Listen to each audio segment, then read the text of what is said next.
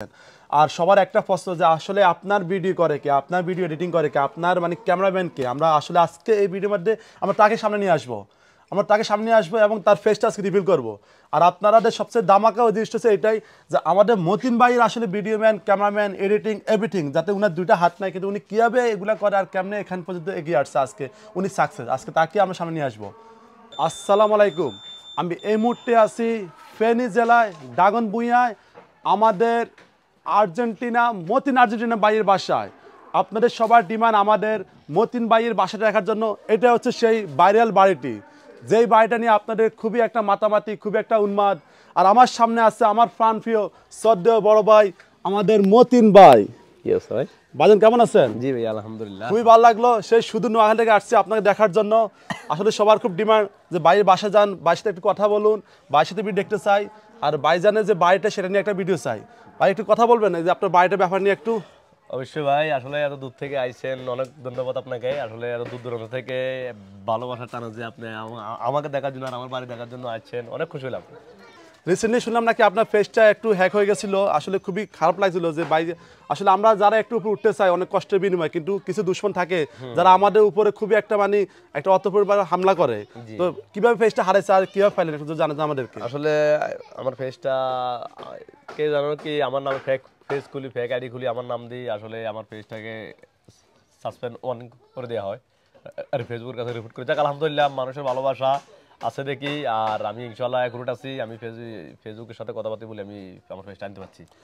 আসলে আমরা যারা আছি, আমাদের কন্টেন্ট ক্রিয়েটর, আসলে একটা চ্যানেল, একটা আইডি, একটা ফেস দাঁড় করতে অনেক কষ্টের বিনিময়ে দাঁড় করতে হয়। আমরা চাই না যে আসলে কারো কোনো ক্ষতি করতে, কারণ উনি তো কারো ফেটে লাঠি মারতেছে না। উনি উনার নিজের যোগ্যতায়, নিজের পারিশ্রমিকের মাধ্যমে উনি একটা ভিডিও বানাইতেছে। এখান থেকে হয়তো আপনারা ভিডিও দেখতেছেন, ওখান থেকে কিছু আর্নিং হতেছে, কিন্তু উনার তো আপনার পকেটেরও টাকাটা নিতেছে না। তো আমরা চাই না যাতে অন্যকে যাতে আর এরকমভাবে কেউ যাতে না হয়। আমরা ঘরে ঢুকবো, বাড়িটা পুরোটা দেখাবো এবং সব কিছু জানবো আমরা। তো ভাইয়া আসলে যারা প্রবাসে আছে তাদের সবাই একটা সব জায়গায় একটা বাড়ি তৈরি করার জন্য, এখন আপনার বাড়িটা দেখার পরে সবার একটা মানে মনে আকুল মানে একটা আগ্রহ যে এই বাড়িটা কটা খরচ হয়েছে, এই ডিজাইনটা আপনি কিভাবে মাথায় আসলো, এটা আমাদের একটু বিস্তারিত বলেন যে এই বাড়িটা আসলে আপনি কিভাবে বানিয়েছেন বা কোথেকে আইডিয়াটা আসলো বা কটা খরচ হয়েছে আনুমানিক এখন পর্যন্ত। আচ্ছা, আসলে সবারই একটা কিন্তু আশা স্বপ্ন থাকে একটা সুন্দর একটা বাড়ি তৈরি করার জন্য। সেই জিনিসটা আসলে চিন্তা করি, একটা বাড়ি করার একটা স্বপ্ন ছিল অনেক আগ থেকে। তো একটা মন মতো যদি একটা বিল্ডিং করি, মন মতো ডুপ্লেক্স করে একটা ঘর করে 1-2 কোটি টাকা হবে না। এবারে এরকম একটা সুন্দর যদি ফুটে আনি, তাই আসলে নিজের জ্ঞান থেকে আস্তে আস্তে আস্তে আস্তে জিনিসটা করলাম। আসলে আমাদের ফেনী বলতে নোয়াখালী অঞ্চলে মনে হয় এইসব বাড়ি আমরা নোয়াখালীতে এরকম ঘর নাই, তো দেখা যায় না, তো ওই নেস্তরই নাই। তো আস্তে আস্তে করছি আসলে অনেক, একবারের কাজ দুইবারে করছি, দুইবারের কাজ 3বারও করা হয়েছে। আস্তে আস্তে আস্তে আস্তে এই পর্যন্ত আসা। আর ভিতরে আসেন, ভিতরে আরো মোটামুটি আপনারা যারা প্রবাসী বাইরে আছেন এরকম ঘর বানাতে চান তো অবভিয়াসলি কন্ট্যাক্ট করবেন আমাদের মতিন ভাইয়ের সাথে, যোগাযোগ করবেন, উনি আপনাদেরকে পরামর্শ দিবে কত খরচ হয়। আমি পরামর্শ বলতে আমি তো আর ঘরের কন্ট্রাক্টর ন, আর এটা আমার জ্ঞান থেকে আমি যতটুকু পারছি, আমার নিজের জ্ঞান থেকে আমি আস্তে আস্তে আস্তে আস্তে এই পর্যন্ত করছি। আলহামদুলিল্লাহ এখনো পুরোপুরি কাজ শেষ হোক, আরো অনেকটা সৌন্দর্যটা আসবে। 31 লক্ষ। আমি যদি এখন ঘরের ভিতরে থাকি না, আমার মনে হবে না যে আমি আসলে টিন শেড ঘরে আছি, মনে হয় যে আমি একটা বিল্ডিং এর ভিতরে আছি, একদম সেম মানে বিল্ডিং এর আদলে। ভাইজান এখানে খুব একটা সুন্দরভাবে একটা ডিজাইন আছে, এখানে কি দিবেন ভাই? এটা হচ্ছে টিভি ক্যাবিনেট। তো এখানে বিভিন্ন আমার কিছু জিনিসপত্র আছে, গিফট, ওগুলো রাখবো। আর এখানে একটা বড় একটা এলইডি টিভি থাকবে, আর এখানে সোফা থাকবে। সোফার উপরে তো এখানে ডিজাইনগুলো করা হয়েছে, আরো কিছু ডিজাইন আসবে ইনশাল্লাহ। আশা করি কালকের পর থেকে মেন রঙের কাজগুলো চলবে। মাশাআল্লাহ, আসলে আসলে খুব সুন্দর হয়েছে, মানে খুবই ঘরের ভিতরে যে এরকম আসলে এটা অকল্পনীয় না, আসলে মানে বলার মতো না যে এটা মনে হবে যে আমি একটা বিল্ডিং আছি। এই কারণে একটু আগে আপনাকে বলছিলাম একটা বিল্ডিং যদি করতে অনেক টাকার প্রয়োজন, তাই এই কারণে বাইরে অথবা টিন থাকবে, ভিতরে বিল্ডিং থাকবে, ফুল এই সিস্টেমে আসলে ঘরটা করা হয়েছে। যাক ইনশাআল্লাহ সামনে যারা বাড়ি করবেন ভাইয়ের মতো চাইবেন বাড়িটা করার জন্য, খুবই সুন্দর একটা বাড়ি। আসলে সবার খুব মানে আপনার আগ্রহ বাড়িটা নিয়ে, খুবই জানা আগ্রহ যে বাড়িটা আসলে ভিডিওর মধ্যে যেটা দেখতেছেন না, বাস্তবে তার চেয়ে আরো অনেক সুন্দর। আপনি যদি আসবেন না, যদি বাড়িটা আসেন দাওয়াত হলে সবার, খুবই সুন্দর একটা বাড়ি, আপনি দেখলে খুব মানে মুগ্ধ হয়ে যাবেন। মানুষের আপনাদের এতটা মনে জায়গা করে সেটা কিন্তু আমি আসলে ভাবিনি। এটা কি জানলা? জি জি, ও খুব সুন্দর সিস্টেম, দেখছেন কত সুন্দর জানলা, দেখছেন খুব আসলে ভাইয়ের মানে এগুলো একটা মানুষের ঘরের সৌন্দর্য দেখে মনে হয় তার ভিতরে সৌন্দর্যটা ফুটিয়ে তোলে। তাহলে মানে বাইরের মনটা অনেক সুন্দর, এটা বোঝাতেছে যে তার ঘরটা দেখে। আসলে খুবই ভালো লাগলো আপনার বাড়িটা দেখে, ঘরটা দেখে খুবই সুন্দর লাগছে আমার কাছে।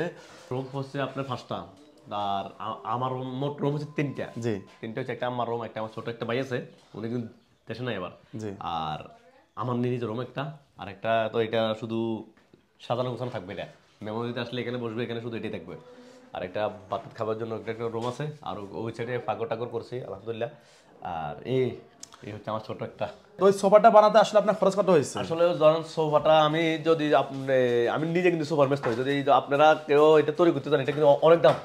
আর যে জিনিসগুলো আমি এখানে ব্যবহার করছি, আমি বানাইছি, ওটা ধরেন যেমন যে মালগুলো আমরা ইউজ করছি, এই মাছগুলো এই জিনিসগুলো কিন্তু সচরাচর বাংলাদেশে কম পাওয়া যায়। পাওয়া যাইলেও মানুষ খোঁজ করেই আনতে একটু কষ্ট হইব। তো এই কারণে অত আমি এটা কাজ করি হিসাবে আমার খরচ একটু কম পড়ছে। এগুলো আস্তে আস্তে বলবো। আচ্ছা, যাতে আমরা বাড়ির মানে সম্পর্কে অনেক কিছু জানলাম তথ্য। আসলে ভাই একটা প্রশ্ন ওইটা আমি পার্সোনালি আর কি, যেটা আমি আপনার ভিডিও দেখছি, যে আপনার যে অ্যাক্সিডেন্টটা যেটা ঘটে গেছিল, এই জিনিসটা একটু আমরা আপনার মুখ থেকে একটা শোনার একটা মানে আগ্রহ জানাই, একটু জিনিসটা আসলে কি হয়েছিল, কোথায় হয়েছিল? এটা হচ্ছিল আপনার 2014 সালে, যখন আমি নোয়াখালী লক্ষ্মীপুর আমার একটা ফোম পদ্মার দোকান ছিল, পদ্মার সোফার দোকান ছিল। জি ওই দোকানের ছাদের উপরে আমার এই 2014 সালে আমি আর্জেন্টিনার পতাকা উত্তোলন করতে গিয়ে আমার আসলে একটা বড় একটা পরপুটি লাইনের সাথে লাগে আমার কারণটা আমার এই ঘটনাটা ঘটে। ঢাকা মেডিকেল বানিয়ে থাকার পরে আমার হাত পাগুলো ইনফেকশন হয়ে যাওয়ার কারণে এগুলা হাঁটি ফেলেছিল। তারপর ওটা কি আপনার বিয়ের আগে? হ্যাঁ জি, আমার বিয়ের আগে। যাক, তারপর দেখেন আপনার কিন্তু অদম্য যে শক্তি, ইচ্ছা শক্তি দিয়ে আপনি একটু এগিয়ে গিয়েছেন, আপনার কাজটা একটু আপনি চালিয়ে গিয়েছেন। আর সবার একটা প্রশ্ন যে আসলে আপনার ভিডিও করে কে, আপনার ভিডিও এডিটিং করে কে, আপনার মানে ক্যামেরাম্যান কে? আমরা আসলে আজকে এই ভিডিওর মধ্যে আমরা তাকে সামনে নিয়ে আসবো, এবং তার ফেসটা আজকে রিভিল করবো। আর আপনাদের সবচেয়ে দামাকা ওই জিনিসটা হচ্ছে এটাই, যে আমাদের মতিন ভাইয়ের আসলে video man, cameraman, editing, everything, যাতে উনার দুইটা হাত নাই, কিন্তু উনি কীভাবে এগুলা করে আর কেমনে এখান পর্যন্ত এগিয়ে আসছে, আজকে উনি সাকসেস, আজকে তাকে আমরা সামনে নিয়ে আসবো। এখন সামনে নিয়ে আসতেছি আমাদের মতিন ভাইয়ের সেই বিখ্যাত ক্যামেরাম্যানকে। ভাইয়ের সামনে আসেন। আসসালামু আলাইকুম। ওয়ালাইকুম আসসালাম। আসসালাম ভাই, কেমন আছেন? জি আলহামদুলিল্লাহ। এই হচ্ছে আমাদের ভাইজান, যিনি আসলে মতিন ভাইয়ের সর্বাধিক সারাক্ষণ উনার পেছনে থাকেন, উনার ক্যামেরা, উনার যাবতীয় এডিটিং সব কিছু উনি মানে একদম দেখাশোনা করেন। ভাইজান একটু কিছু বলবেন যে আপনি আসলে এই যে মতিন ভাইয়ের সাথে অ্যাডজাস্ট আছেন, বা আপনার অভিজ্ঞতাটা কি একটু বলেন আমাদেরকে একটু। আলহামদুলিল্লাহ, আসলে কি বলবো, আমি দীর্ঘ 1 বছর আমি মতিন ভাইয়ের সাথে আছি। আসলে এমন একটা মানুষের সাথে আসি যে মানুষটা অত্যন্ত খুবই ভালো মানুষ। আমার A to Z এবং কি আমার দেখভাল আমার একজন নিজের বড় ভাই, আপন বড় ভাই থেকেও বেশি আমাকে দেখে। মানে ইন টোটাল আমার পরিবারের মধ্যে একটা যে মিলেমিশে আমাদের একটা আন্তরিকতা, আলহামদুলিল্লাহ, যে ওনার মতো আসলে পার্সনই হয় না, ওনার মতো একটা মানুষই হয় না। মতিন ভাইয়ের আসলে যারা মিশবেন, যারা কথা বলবেন, তারা বুঝতে পারবেন যে মতিন ভাই আসলে কেমন একটা মানুষ। না ঠিক আছে, আসলে আমি আশা করে দেখতেছি আসলে ভাইজানের যে ভালোবাসা, আন্তরিকতা, কথাবার্তা খুবই অমায়িক, আসলে খুবই অমায়িক। যেটা অনেক ধন্যবাদ। আসলে মতিন ভাইয়ের সাথে থাকবেন। আসলে উনি কি বলবো, উনার দুইটা হাত নাই, দুইটা পা নাই, কিন্তু আপনার কারণে হয়তো অবদানটা বেশি আপনারই, কারণ আপনার এডিটিং, আপনার ভিডিও মেকিং কারণে আজকে বাইকটা এই পর্যন্ত এগিয়ে আসছে।